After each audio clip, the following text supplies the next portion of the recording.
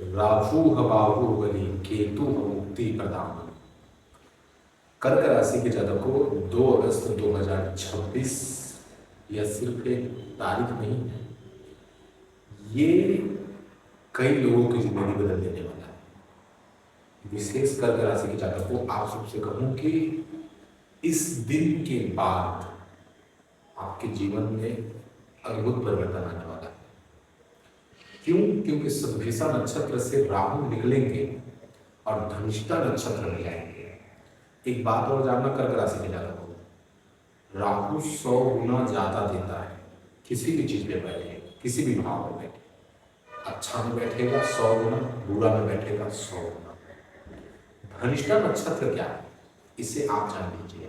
धनिष्ठा का मतलब क्या होता है? धनिष्ठा संस्कृत शब्द है, हिंदी में मतलब देखेंगे तो सबसे बड़ा धनी, सबसे ज्यादा धनी, मोस्ट वेल्थी, सबसे ज्यादा धनी। और इसका दूसरा मतलब ये होता है सबसे ज्यादा प्रसिद्ध। कर्क राशि के जातकों को धनिष्ठा नक्षत्र में राहु प्रवेश करने वाले हैं 2 अगस्त से। 2 अगस्त से जाएंगे तो धनिष्ठा नक्षत्र का स्वामी कौन है ये भी जान लो।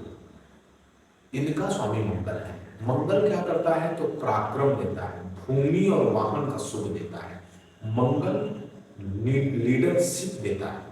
कर्क राशि के जातकों को अजूबा होने वाला है, इस बात को मैं यकीनन करूंगा। मैं किसी ग्रह के लिए नहीं कह सकता, लेकिन राहु के लिए कह सकता, क्योंकि राहु अर्थात की बाहुबली, राहु हुआ है अब बाहुबली 2 अगस्त के बाद। कर्क के जातकों राहु भगवान शंकर से आशीष पाए हुए हैं कि वो कलयुग का राजा होगा। कलयुग का राजा राहु होगा। सत्युग का राजा शनि थे, कलयुग का राजा राहु। सत्युग में सत्य जो करता था उसे फल मिलता था, शनि देते थे। असत्य करता था उसे शनि देते थे। लेकिन राहु कलयुग का राजा है। कर्क राशि के जातकों को अब हम प्रवेश करेंगे राहु के खेल में कि राहु कैसे करने वाला है, क्या करने वाला है। अब यहां से स्टार्ट होता है अंतिम खेल। ध्यान से सुनिएगा और हमारे साथ अंत तक बने रहिएगा, नहीं तो आप चूक जाएंगे। देखिए, आप आ ही गए हैं वीडियो में तो अंत तक बने रहिएगा, नहीं तो चूकेंगे तो नुकसान आपको होगा। ठीक है, तो सबसे पहले मैं बात करूं राहु के, जब वो धनिष्ठा में जाएंगे तब क्या होगा।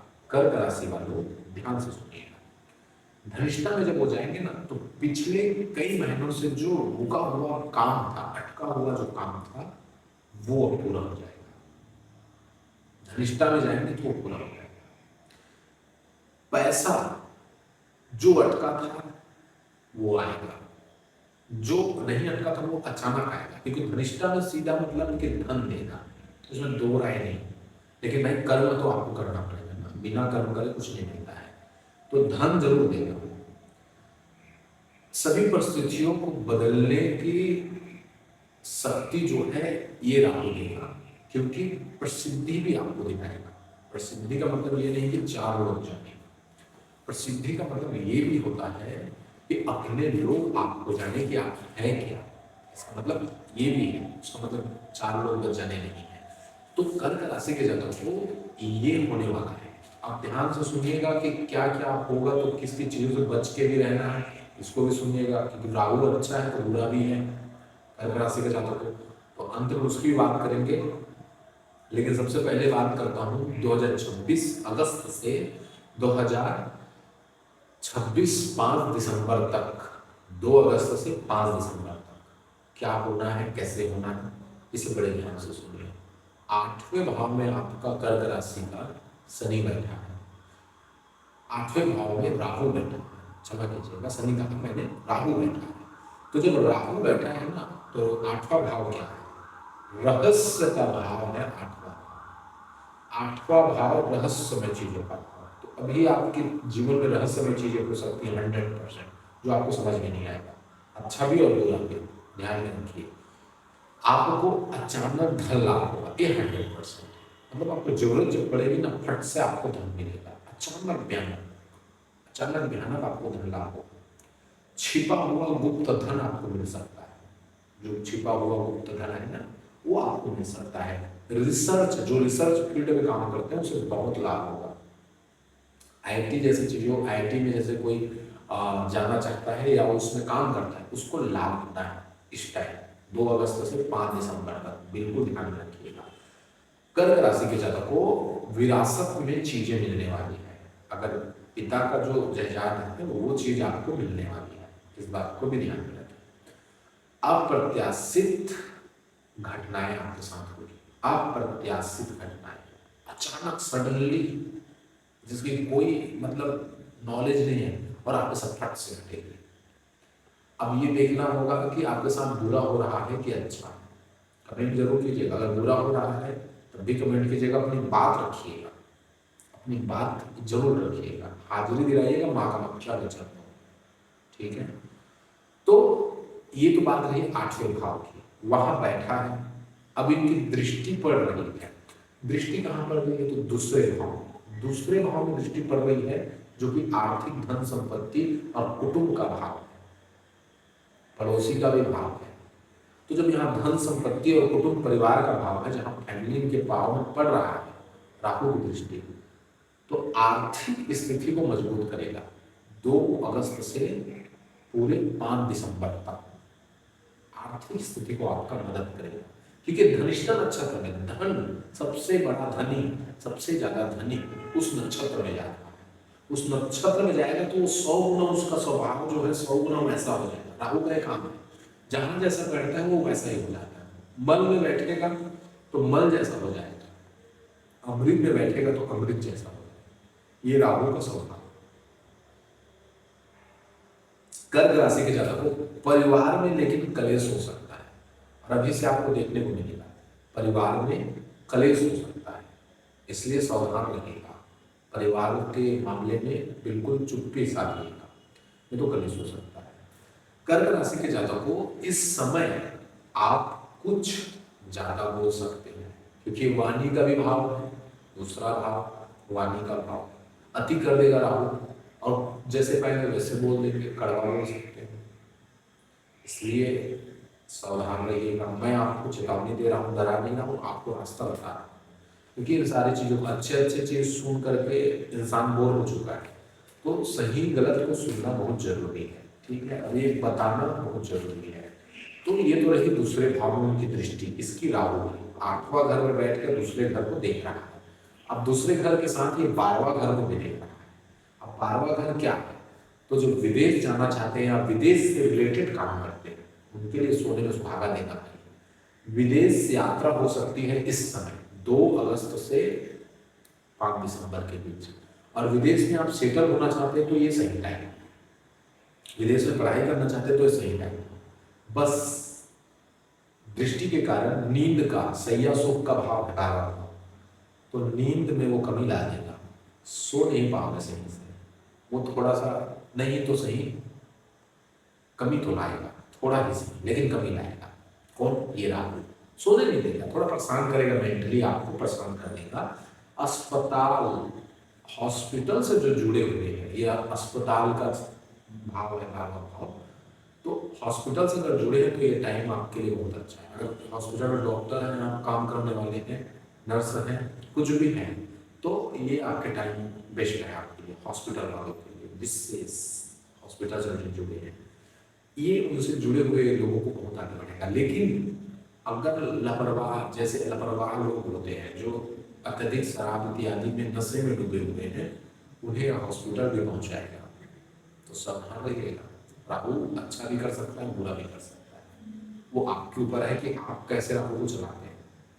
तो इस बात के ऊपर था, हमने कर्क राशि के जातक को आपको पूरी आपकी कुंडली बता दी है ना, आपको पूरी कुंडली बता दी, बस सावधानी आपको बताते हैं।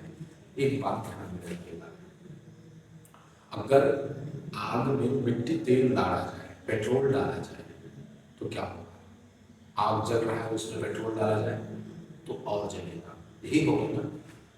मंगल आग है, राहु पेट्रोल है, चलाता है राहु, बढ़ाता है राहु। पेट्रोल गाड़ी में डलता है तो गाड़ी आगे बढ़ती है, राहु पेट्रोल है।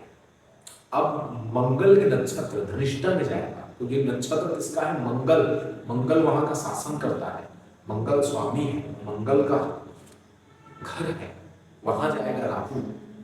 अब राहु वहां जब जाएगा तो भाई आग में तो घी डाला गया, अब घी डाला गया है तो घी जलाएगा आग, तो क्या होगा? सावधानी। इसलिए मैंने कहा अंत तक बने रहिए, नहीं तो चूक जाएंगे। सावधानी क्या होगा? सबसे पहले एक बात ध्यान रखिए, क्रोध बढ़ जाएगा आपका, अधिक क्रोध बढ़ जाएगा, क्योंकि वो अति करता है राहु। क्रोध बढ़ेगा, जल्दबाजी भी बढ़ेगी, अत्यधिक बढ़ जाएगा जल्दबाजी। इस बात को ध्यान रखिए, जल्दबाजी करोगे तो मत करना, क्रोध भी मत करना। अगर इन चीजों से बच गया तो राहु आपको कुछ नहीं बिगाड़ना है, राहु आपको अच्छा देके जाएगा। जितना मैंने अच्छा कहा वो सब देके जाएगा।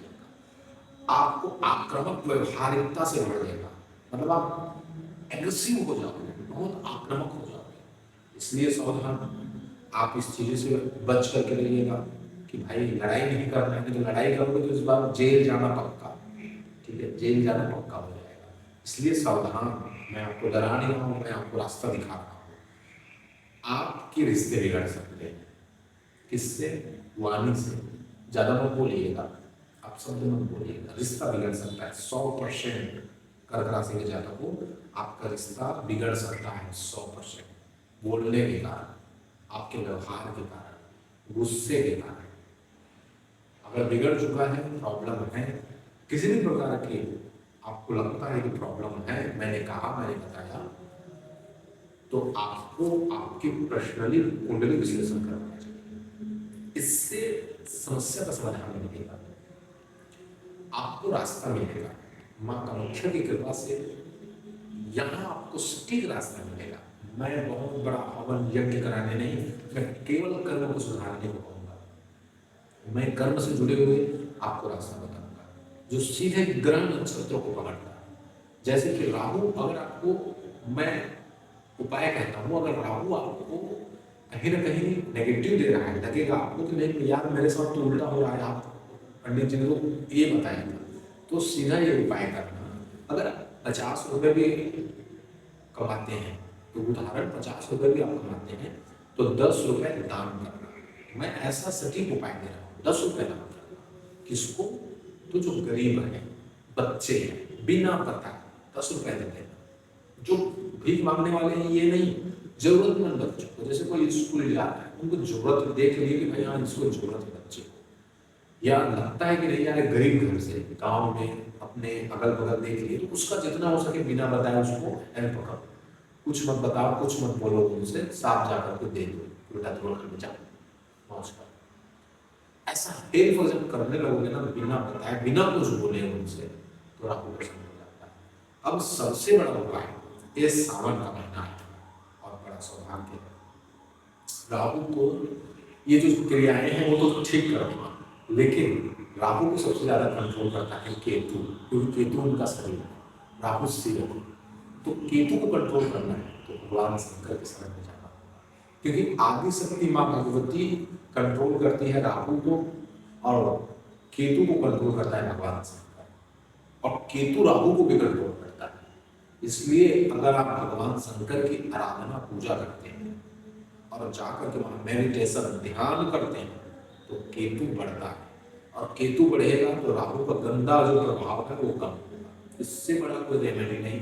आप भगवान शंकर का व्रत धारण कीजिए, पूरे सोमवार का व्रत धारण कीजिए, भगवान में जल चढ़ाइए, मेडिटेशन जरूर कीजिए, जाकर के जल दूध चढ़ाने से कुछ खास नहीं होगा, वहां जाकर के ध्यान कीजिए, अपने आप को देखिए, उसी के माध्यम से भगवान आपसे बात करेंगे, मेडिटेशन ध्यान के माध्यम से, ठीक है।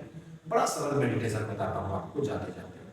आप पालथी मार करके बैठ जाइएगा शिवालय में इस सावन, या शिवालय अंदर में नहीं बैठ पाए तो बाहर बैठ जाइए, बैठ करके आंख बंद करके या आंख खोल करके, जैसा भी बने, अपने श्वास को देखिए। ये विज्ञान भैरव तंत्र का पहला विधि है, भगवान शंकर ने माता पार्वती को खुद बताया है, तो पहला विधि है। तो आंख, अपना श्वास जो चल रहा है उसे होश पूर्वक देखिए, यहाँ सांस गया, सांस आया, सांस, कुछ नहीं करना, करना कुछ नहीं, करना ही कुछ नहीं है, यही तो ध्यान है, कुछ नहीं करना, बस देखना है, यही तो मेडिटेशन है। और कोई बहुत बड़ी विधि, बहुत बड़ा कोई चोचला नहीं है, ये सारी चीजें बड़ी सरल है, ध्यान बहुत सरल है। तो आशा है कि आपको समझ में आया होगा। मैं ज़्यादा लंबा नहीं करना चाहता वीडियो को। मैं आपसे यही कहना चाहता हूँ कि अगर आपको लगता है कि मुझे मार्गदर्शन चाहिए, तो महाभूति और भगवान शंकर की कृपा आप सबके ऊपर बरसेगा। आप डिस्क्रिप्शन पर जाएंगे, वहाँ नंबर मिल जाएगा, यहाँ भी आपको नंबर दिख ही जाएगा। आप व्हाट्सअप कीजिएगा और अपॉइंटमेंट लीजिएगा, जो कि पेड अपॉइंटमेंट है। आपको डिस्क्रिप्शन पर उनका फीस दिख जाएगा और आप अपना रास्ता खुद चुनिएगा। मिलते हैं दूसरे वीडियो पर। आप सबको पुनः हर हर महादेव, जय माता।